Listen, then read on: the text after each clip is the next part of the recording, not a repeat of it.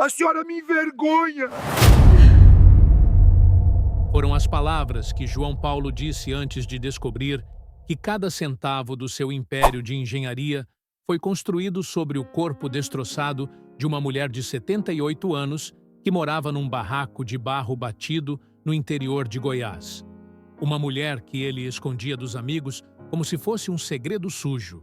Uma mulher que guardava numa lata de biscoito velha os recibos que provariam quem realmente pagou por aquela caminhonete Hilux reluzente, por aquela mansão de 500 metros quadrados, por aquele diploma pendurado em moldura dourada na parede do escritório. E quando a verdade finalmente explodiu numa entrevista de jornal, João Paulo perdeu tudo. Literalmente tudo. Mas será que o arrependimento veio cedo demais? Ou tarde demais? Fique até o final, porque essa história vai te emocionar e te fazer repensar tudo sobre família e gratidão. Curta este vídeo agora e se inscreva no canal. Me diga nos comentários de onde você é, pois adoramos saber. O sol de meio-dia castigava a terra vermelha de Córrego do Ouro, distrito de Pirenópolis, Goiás, quando a caminhonete Hilux prata estacionou em frente ao barraco de barro batido. O contraste era chocante. O veículo de R$250 mil parecia uma nave alienígena naquele cenário de casas simples, galinhas ciscando na rua de terra, crianças descalças brincando de pique-esconde. João Paulo desceu do carro com uma expressão de nojo mal disfarçada. Ajustava os óculos escuros de grife enquanto observava o barraco onde sua mãe, Dona Maria do Carmo, vivia há mais de 50 anos. As paredes de barro batido rachadas, o telhado de telha vã com remendos de lona, a porta de madeira descascada pendurada em ferrugens velhas. "Mãe, isso aqui é um vexame", foram suas primeiras palavras ao entrar, sem nem dar um beijo no rosto enrugado da senhora de 78 anos que o aguardava com um sorriso tímido e esperançoso. Dona Maria estava preparando bolo de fubá, aquele que João Paulo adorava quando criança. O cheiro doce tomava conta do cômodo único que servia como sala, cozinha e quarto. Mas ele não notou. Estava ocupado demais limpando a poeira imaginária da camisa de marca, olhando ao redor com aquela cara de quem acabou de pisar em algo nojento. "João Paulo, meu filho, que alegria te ver", disse ela com a voz embargada de emoção, secando as mãos no avental florido, remendado em 3 lugares diferentes. "Faz quanto tempo? 6 meses? 8, corrigiu ele secamente, sem tirar os olhos do celular que acabara de puxar do bolso. Uma mensagem da esposa Amanda dizia: "Não demora já aí. Lembra que temos jantar no clube hoje à noite." Ele tinha acabado de voltar de uma viagem para Miami com Amanda e os 2 filhos, Gustavo e Mariana. 10 dias de compras, restaurantes 5 estrelas, hotéis de frente para o mar. Gastara R$80 mil nessa viagem. E agora estava ali, naquele barraco que cheirava a lenha e sabão de coco, fingindo que se importava com a mãe. "Eu moro numa mansão de 500 metros quadrados, no melhor condomínio de Goiânia, mãe. 500 metros quadrados. Tem piscina de borda infinita, churrasqueira gourmet, sala de cinema. E a senhora insiste em viver nesse casebre. A senhora não tem vergonha, não?" Dona Maria abaixou a cabeça, sentindo cada palavra como uma chicotada nas costas. Ela se lembrava do menino doce que João Paulo foi um dia. Antes da faculdade. Antes do sucesso. Antes de se casar com aquela mulher de família rica, que olhava para ela como quem olha para uma barata. "Filho, eu gosto daqui. Conheço todos os vizinhos. Tenho minha hortinha, minhas galinhas, minha igreja." "Horta e galinha", ele interrompeu com uma risada sarcástica. Aquela risada que ela aprendera a odiar. "Mãe, a senhora tem 78 anos. Devia estar descansando, viajando, aproveitando a vida. Mas não. Prefere catar ovo de galinha e plantar mandioca como se ainda vivesse no século passado." Ele caminhou pelo cômodo, olhando para os móveis velhos com desprezo. A cama de casal feita de caixote de madeira, coberta com uma colcha de retalhos. A mesa de madeira tosca, com 4 cadeiras bambas. O fogão a lenha, que era também a única fonte de calor nas noites frias do cerrado. E sabe o que é pior, mãe? Ele se virou para ela, apontando o dedo.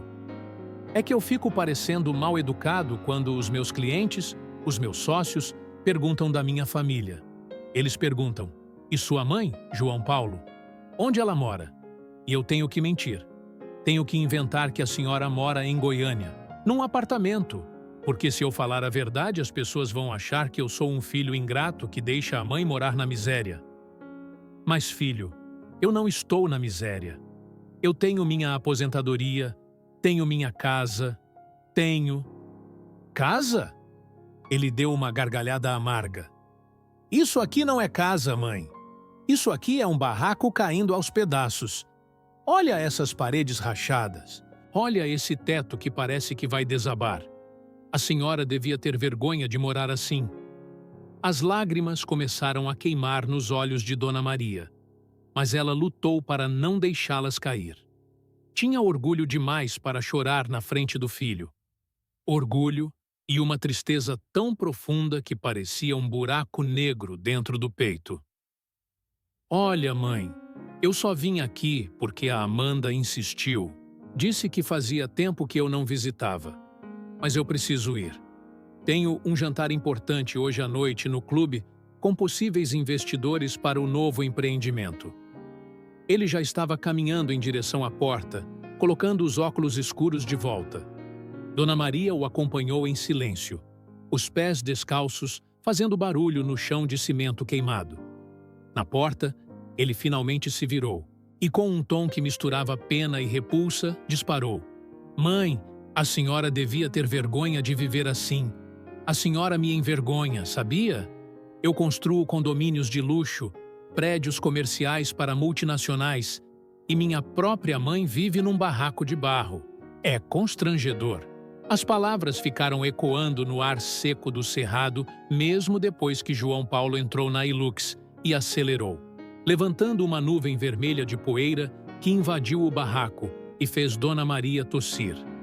Ela ficou parada na soleira da porta, observando a caminhonete desaparecer na curva da estrada de terra, enquanto uma única lágrima finalmente escapou e rolou por seu rosto enrugado pelo sol e pelo tempo.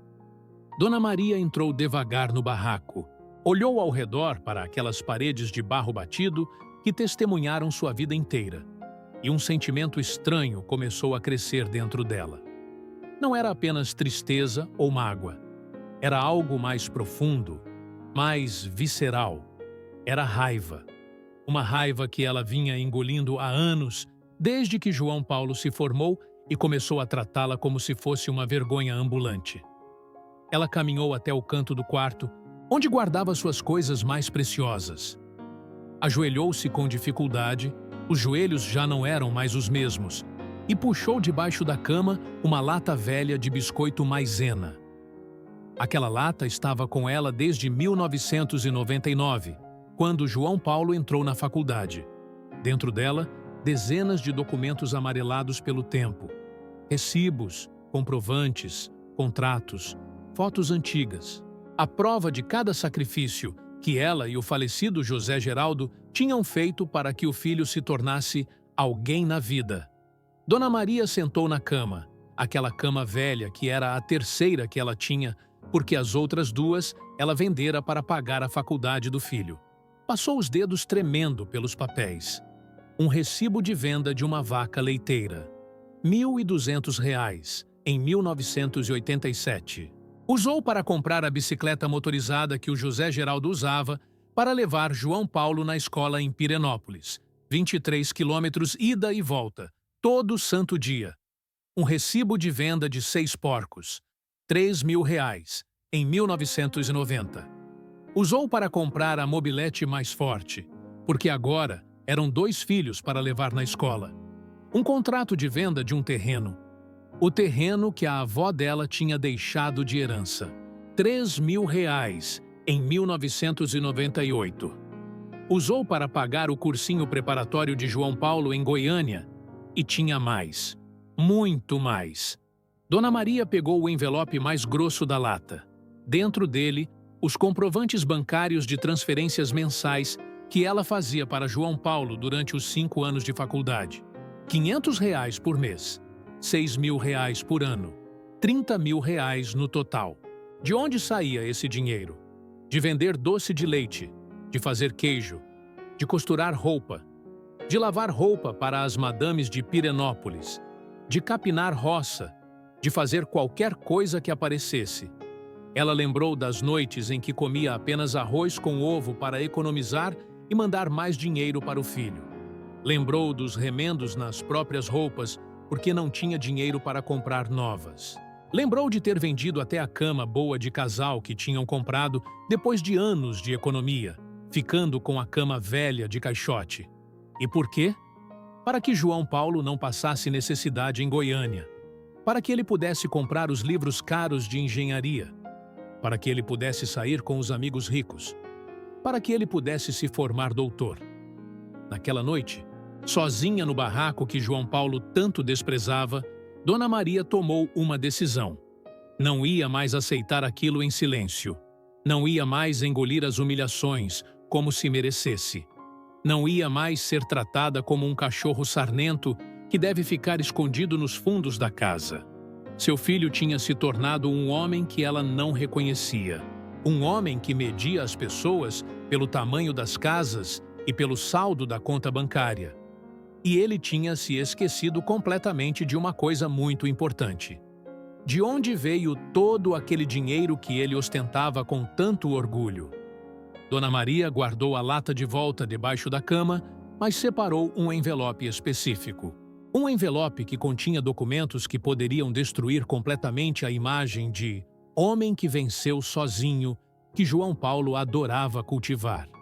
Enquanto a lua surgia no céu escuro do cerrado, iluminando timidamente o barraco de barro batido, Dona Maria preparou um chá de erva cidreira e se sentou na cadeira de balanço que o José Geraldo tinha feito com as próprias mãos antes de morrer. Ela olhou para as fotos na parede. João Paulo bebê, sorrindo sem dentes. João Paulo criança, de uniforme escolar, abraçado com ela e o pai. João Paulo adolescente, recebendo o diploma do ensino médio. E então, a última foto, da formatura em engenharia, onde ele estava de beca, sorrindo largo. E ela estava no canto da foto, quase cortada, porque João Paulo a tinha colocado de propósito no lado mais distante possível. Meu filho vai saber a verdade, disse ela em voz alta para o silêncio da noite, ouvindo apenas o cricrilar dos grilos e o coachar dos sapos no córrego próximo. E quando souber, vai se arrepender de cada palavra que disse hoje.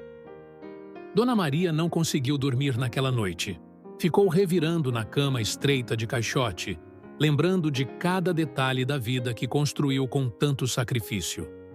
Ela nasceu em 1946, numa família muito pobre do interior de Goiás. Seu pai era lavrador. Vivia de meia com os donos das terras. Sua mãe, costureira, fazia roupas por encomenda. Eram 7 irmãos, criados com o mínimo possível. Dona Maria estudou até a 4ª série. Era o que a escola do povoado oferecia. Depois disso, teve que trabalhar na roça, ajudar a mãe com costura, cuidar dos irmãos menores. Aos 18 anos, conheceu José Geraldo numa festa de São João. Ele era peão de fazenda, um homem simples, mas trabalhador, com mãos calejadas e olhar honesto. Namoraram escondido durante 1 ano. O pai dela não aprovava porque o rapaz era pobre demais. Se casaram numa cerimônia simples na igrejinha do povoado. Foram morar num barraco de barro batido que o patrão do José Geraldo emprestou. 2 cômodos pequenos, 1 quarto e uma cozinha com fogão a lenha. Não tinha banheiro, era uma casinha no quintal. Não tinha água encanada, buscavam na bica do córrego. Luz elétrica? Só chegou ali em 1975. Mas eles eram felizes. Felizes de um jeito simples, daqueles que acordam com o sol e dormem quando escurece. Daqueles que comem o que plantam e agradecem a Deus por cada dia. Em 1970, nasceu João Paulo. Dona Maria tinha 24 anos e jurou naquele momento, olhando para aquele bebê miúdo que chorava nos seus braços, que ele teria tudo que ela nunca teve. Tudo. Ele ia estudar, ia ser alguém na vida, ia ter dignidade. José Geraldo trabalhava de sol a sol. Roça de milho, de feijão, de mandioca. O dinheiro mal dava para pagar as contas e comprar o básico. Tinha mês que comiam arroz com ovo no almoço e no jantar porque não sobrava para carne. Foi quando Dona Maria teve a ideia que mudaria tudo. Começou a fazer doces para vender. Cocada, doce de leite, pé de moleque.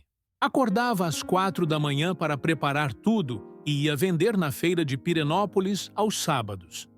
O negócio começou devagar, mas ela tinha mão boa, e logo as pessoas começaram a procurar o doce da Maria. Com o dinheiro extra, comprou uma máquina de costura usada. Começou a fazer roupa por encomenda, vestido de festa, camisa, calça. Costurava até altas horas da madrugada, os olhos ardendo na luz fraca do lampião, os dedos sangrando das picadas de agulha. Mas não reclamava.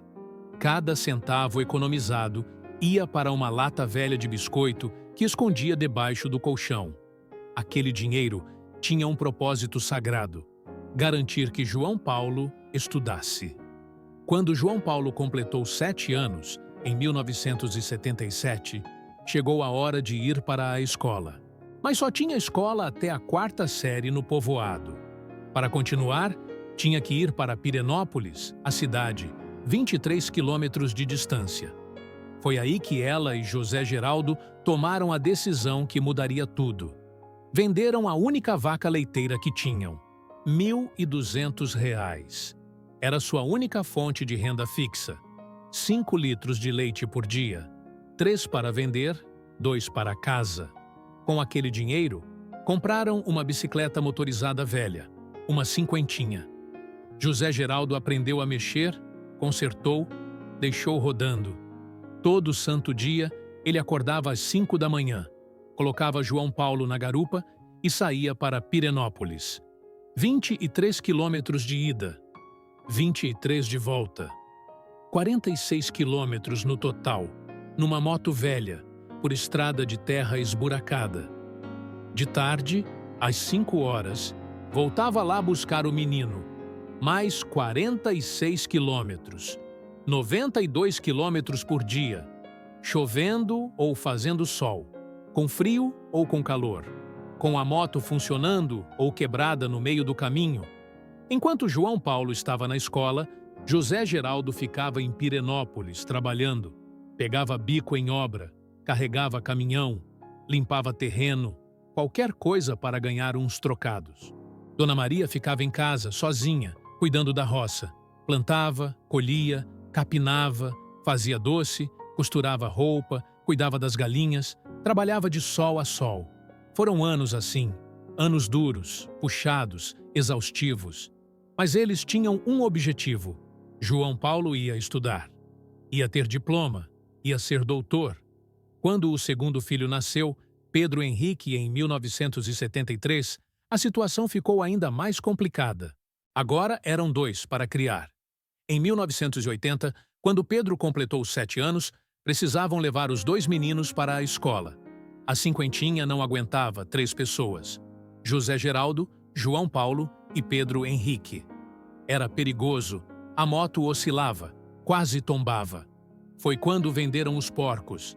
6 porcos que estavam criando para vender no fim do ano. Eram sua reserva de emergência, seu dinheiro guardado. Venderam por R$ 3.000 e compraram uma mobilete mais forte. E assim continuou. Todo dia, a mesma rotina. José Geraldo levando e buscando os meninos. Dona Maria trabalhando feito condenada, abrindo mão de tudo para os filhos terem o que eles nunca tiveram. Quando João Paulo terminou o ensino médio, em 1988, foi o primeiro da família inteira, das 2 famílias, da dela e do José Geraldo, a concluir o colegial. Mataram um frango, fizeram arroz com pequi, Chamaram os vizinhos para comemorar. Mas João Paulo queria mais. Queria fazer faculdade. Queria ser engenheiro. Mãe, eu quero fazer engenharia civil na UFG. Ele disse, os olhos brilhando de ambição. Mas tem que fazer cursinho preparatório, em Goiânia. Goiânia ficava a 120 quilômetros de distância. João Paulo teria que morar lá. E cursinho era caro. Muito caro. Dona Maria e José Geraldo conversaram a noite inteira. Como iam pagar? Moradia em Goiânia, comida, cursinho, material. De onde ia sair o dinheiro? Foi quando Dona Maria se lembrou do terreno. Um pedaço de terra de 2 hectares que a avó tinha deixado de herança. Não valia quase nada. Era terra seca, longe de tudo. Mas era tudo que ela tinha. José Geraldo, a gente vende o terreno, ela disse, a voz firme apesar do coração apertado. Com esse dinheiro, a gente sustenta o menino 1 ano em Goiânia. Maria, você tem certeza? Esse terreno é a única coisa que você tem de seu. Tenho. O que adianta eu ter terreno se meu filho não estudar? Venderam. R$3.000. Na época, 1988, era dinheiro. Não muito, mas dava para segurar 1 ano. João Paulo foi para Goiânia. Alugou um quartinho numa pensão vagabunda. R$200 por mês. Com alimentação, cursinho, material, dava uns 450 por mês. Dona Maria e José Geraldo se mataram de trabalhar para mandar aquele dinheiro. Ela vendia doce, costurava, lavava roupa. Ele trabalhava de sol a sol na roça. Comiam menos para economizar. Deixavam de comprar roupa, remédio, qualquer coisa, mas o dinheiro do João Paulo não faltava. Em dezembro de 1988, ele fez o vestibular da UFG. Em janeiro de 1989, saiu o resultado. Passou. Engenharia Civil. Dona Maria chorou de alegria. Seu filho ia ser engenheiro. Mas a luta estava apenas começando. Faculdade pública não tinha mensalidade, mas tinha despesas. Moradia, comida, transporte, xerox, livros caríssimos. Pelo menos R$500 por mês. Venderam a mobilete. Não precisava mais. Pedro tinha desistido de estudar. Ia ficar trabalhando na roça. Venderam as galinhas poedeiras, todas as 15. Venderam até a cama boa de casal, ficando com a velha de caixote. Durante 5 anos, de 1989 a 1993, Dona Maria e José Geraldo viveram no osso. Comiam o que plantavam: arroz, feijão, mandioca, abóbora. Carne só em festa de santo, 1 vez por ano. Roupa, usavam até rasgar e depois remendavam. Mas João Paulo não passava necessidade em Goiânia. Tinha dinheiro para os livros de R$300. Tinha dinheiro para sair com os amigos. Tinha dinheiro para comprar roupa de marca e não passar vergonha na frente dos colegas ricos. Em 1993, João Paulo se formou. Dona Maria e José Geraldo foram para a formatura, pegaram carona com um vizinho que tinha caminhonete. Não tinham roupa boa, mas foram. Viram o filho de Beca, recebendo o diploma. Dona Maria chorou. Chorou tanto que o lenço ficou encharcado. Tinham conseguido. Contra todas as dificuldades, seu filho era engenheiro. Mas então, João Paulo arrumou emprego. Boa construtora em Goiânia, R$3.000 por mês. E algo mudou. Nos primeiros meses, ele mandava R$300 para os pais. Dizia que era para ajudar. Mas depois de 6 meses, o dinheiro parou de vir. Ele ligava com desculpas.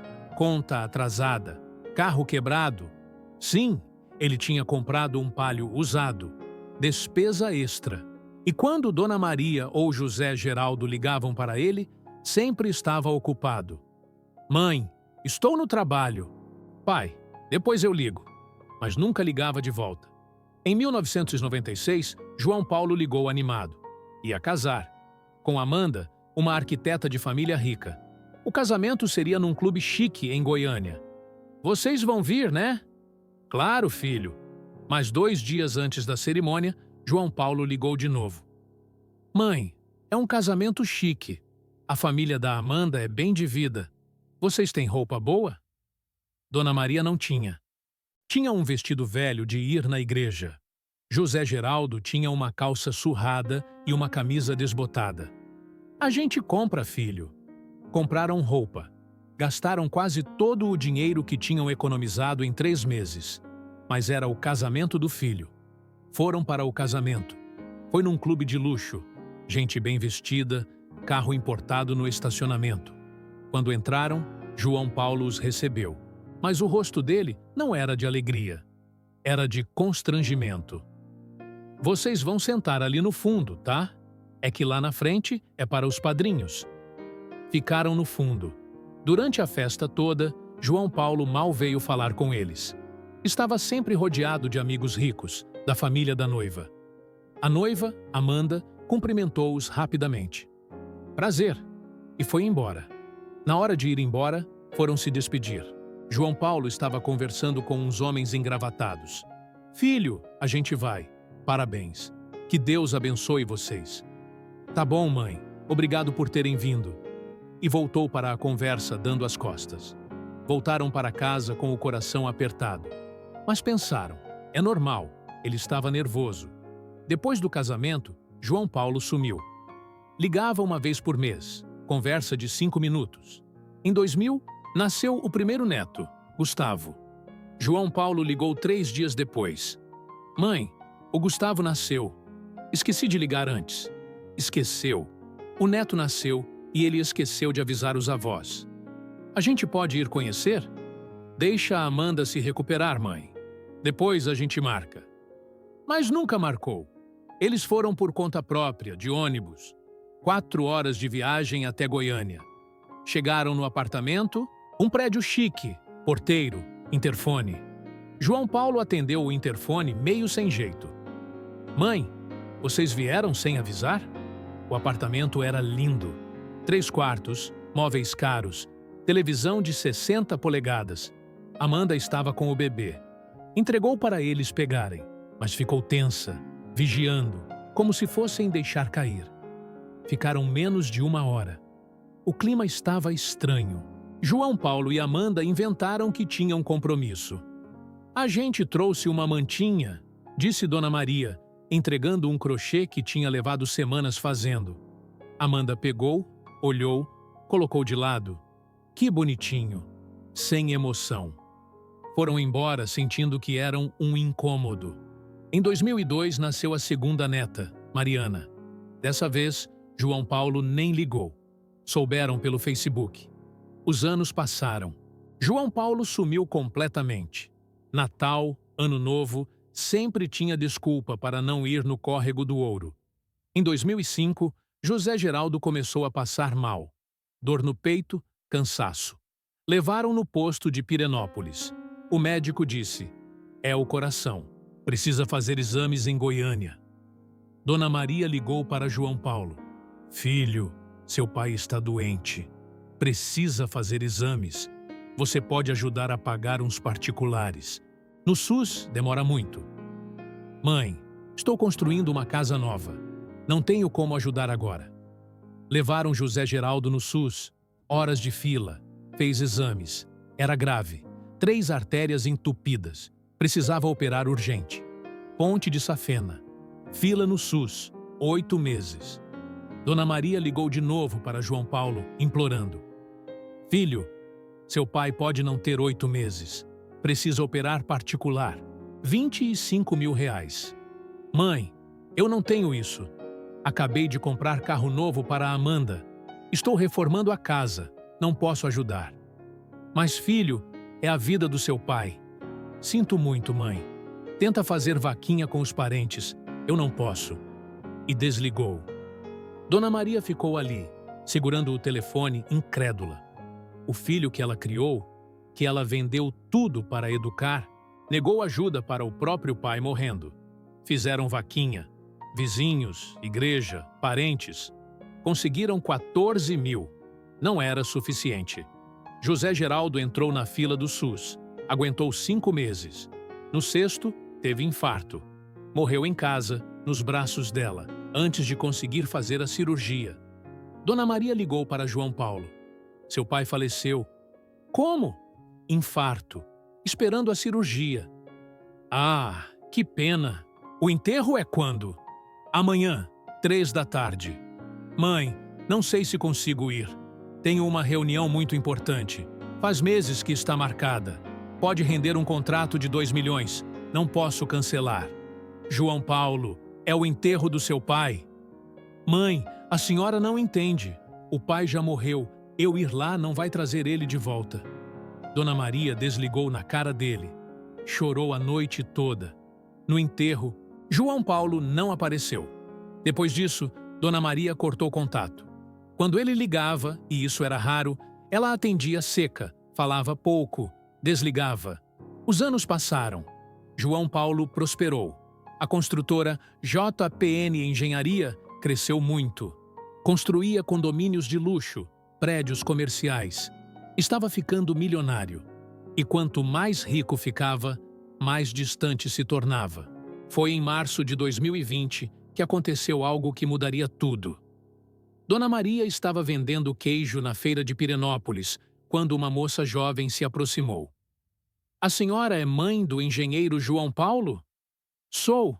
Por quê? Eu sou Mariana Souza, jornalista do portal Goiás News. Entrevistei ele semana passada para uma matéria sobre profissionais de sucesso da região.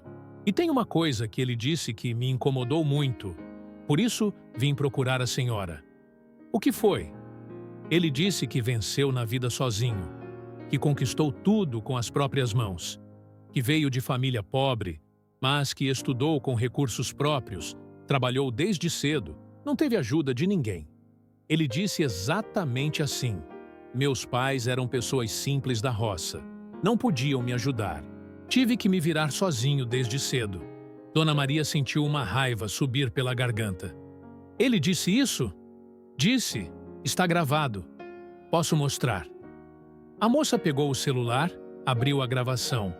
E lá estava João Paulo, no escritório luxuoso, de camisa social cara, falando: eu vim de uma família muito humilde. Meus pais eram lavradores sem estudo, não tinham condições de me ajudar. Então, desde os 15 anos, eu trabalhei e estudei ao mesmo tempo. Paguei minha faculdade, meus livros, tudo com meu próprio esforço. Sou um exemplo de que, no Brasil, com trabalho duro, qualquer um pode vencer. Dona Maria sentiu as pernas bambas, teve que sentar num banquinho da feira. A jornalista continuou: eu desconfiei, porque conheço histórias de gente daqui da região. E geralmente, quando alguém fala que venceu sozinho, é porque está escondendo a ajuda que recebeu.